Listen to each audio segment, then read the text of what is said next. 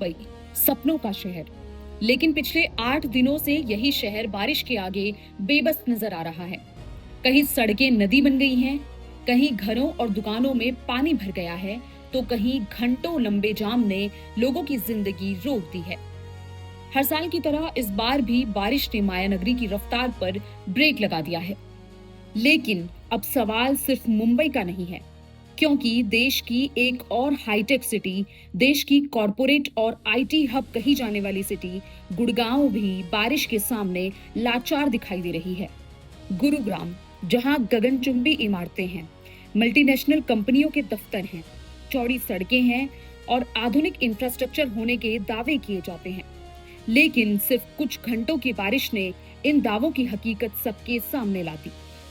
मंगलवार दोपहर बाद हुई तेज बारिश के बाद पूरे गुरुग्राम में जलभराव की तस्वीरें सामने आने लगी।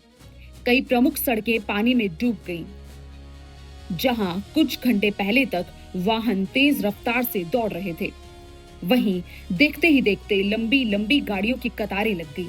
सबसे ज्यादा असर पड़ा राष्ट्रीय राजमार्ग 48 यानी NH-48 पर।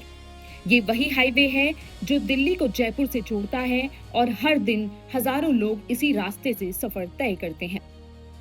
बारिश के बीच नरसिंहपुर इलाके में अचानक सड़क धंस गई। सड़क का एक हिस्सा क्षतिग्रस्त हो गया और सुरक्षा के लिहाज से प्रशासन को उस हिस्से पर बैरिकेडिंग करनी पड़ी। इसके बाद जो हुआ, उसने पूरे इलाके की रफ्तार रोक दी। दिल्ली से जयपुर जाने वाले हजारों वाहन हाईवे पर फंस गए। करीब 3 किलोमीटर का लंबा जाम लग गया। लोग घंटों तक अपनी गाड़ियों में बैठे रहे। ऑफिस जाने वालों की मीटिंग छूट गई।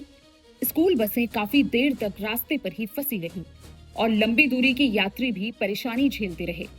बुधवार सुबह तक भी हालात पूरी तरह से सामान्य नहीं हो सके। कई जगह ट्रैफिक रेंगता हुआ नजर आया। बारिश का पानी धीरे धीरे जरूर निकल गया, लेकिन अपने पीछे छोड़ गया धसी हुई सड़कें, बड़े बड़े गड्ढे और खराब हो चुका इंफ्रास्ट्रक्चर। प्रशासन ने मौके पर ट्रैफिक पुलिस और अन्य कर्मियों की तैनाती की। प्रभावित हिस्से को बंद कर ट्रैफिक को वैकल्पिक मार्गों से डाइवर्ट किया गया, लेकिन इतनी बड़ी संख्या में वाहनों का दबाव होने की वजह से जाम को खत्म होने में बहुत समय लगा। इसी बीच कई निजी कंपनियों ने अपने कर्मचारियों को वर्क फ्रॉम होम देने की सुविधा का भी फैसला लिया, ताकि लोगों को बेवजह सड़क पर न निकलना पड़े। लेकिन सवाल सिर्फ ट्रैफिक का नहीं है।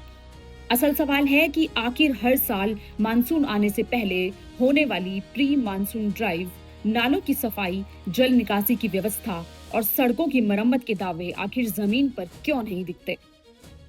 हर साल करोड़ों रुपए खर्च किए जाते हैं। हर साल कहा जाता है कि इस बार बारिश में जलभराव नहीं होगा, लेकिन पहली या दूसरी तेज बारिश के बाद ही सड़कें पानी में डूब जाती हैं।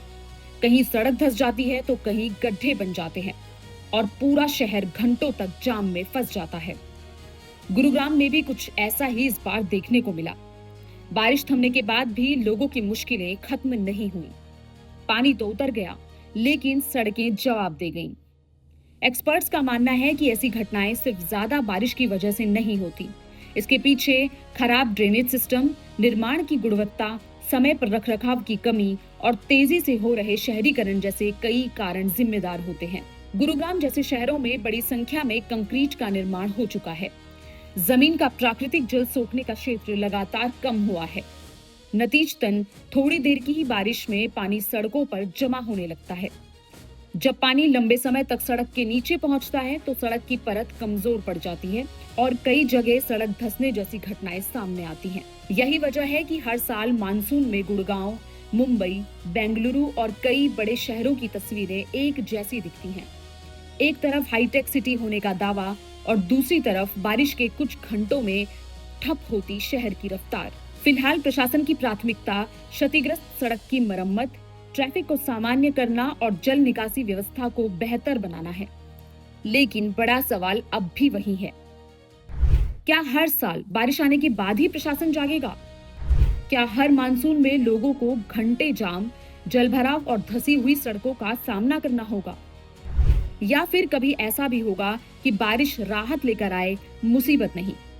कैमरे पर दिख रही ये तस्वीरें सिर्फ गुरुग्राम की नहीं, बल्कि उन तमाम भारतीय शहरों की कहानी है जो हर साल मानसून की पहली ही बड़ी परीक्षा में फेल होते नजर आते हैं।